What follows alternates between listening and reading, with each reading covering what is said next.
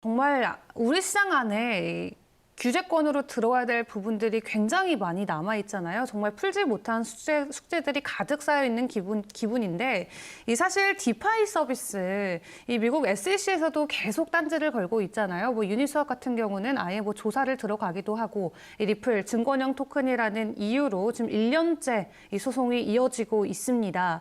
또 FATF 같은 경우도 이 디파이를 포함해서 NFT 분야까지 이 본격 규제하겠다라고 발표한 가운데 이 디파이 서비스들도 앞으로 뭐 불법이 되지 않을까 걱정하시는 분들도 계실 것 같긴 해요. 네, 사실 엄격하게 FATF 규정을 엄격하게 적용하면 저는 개인적인 소견으로는 90% 이상 현재 한국에서 나오는 디파이 프로젝트들은 불법이라고 말씀드릴 수 있습니다.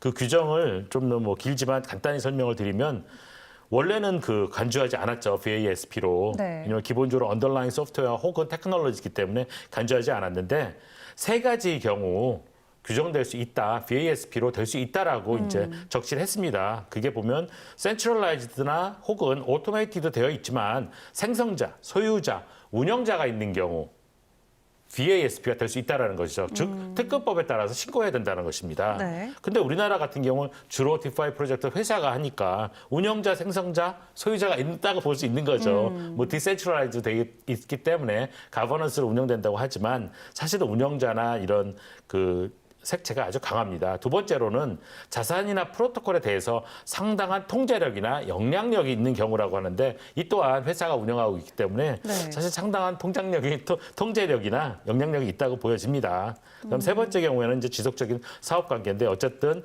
이렇게 세 가지 경우에는 VASP로 적용될 수 있다라고 하는 것인데 제가 봤을 적에는 조금 타이트하게 이 FATF의 규정을 적용한다면 네. 90% 이상 디파이 프로젝트가 적용될 수 있다고 보고요. 단 근본 3월에 개정됐던 특검법에는 예치나 아니면은 뭐 랜딩이나 하는 그런 부분에 대한 규정이 없습니다. 그래서 네. 아직까지는 좀 여유가 있는 그런 상황이라고 할 수 있는데 사실은 FATF의 규정상으로 봤을 때 미국의 SEC의 그런 흐름으로 봤을 때 사실 디파이 쪽에도 상당히 규제가 나올 걸로 저는 예상을 하고 있습니다. 네, 이 VASP Virtual Asset Service Provider인데 이 가상자산 사업자를 뜻합니다. 이 미국 인프라 법안에서도 이 가상자산 안에 있는 이 브로커에 대한 정의를 놓고 굉장히 뜨거웠잖아요. 비슷한 개념이라고 생각을 해주시면 될 것 같아요. 어디까지 VASP 범주 안에 들어오냐 그거를 놓고 계속 이야기가 나오고 있는 것 같은데 이 디파이 분야 같은 경우는 현재 사업자가 단 한 곳, 결국 또 독과점 이슈가 걸릴 것 같아요. 네. 어떻게 보세요? 그렇죠. 한 곳이라는 것은 문제가 되는데 이 업체 입장이 제가 또 이 업체의 대표의 이 입장이라면 네. 강력히 주장하겠죠.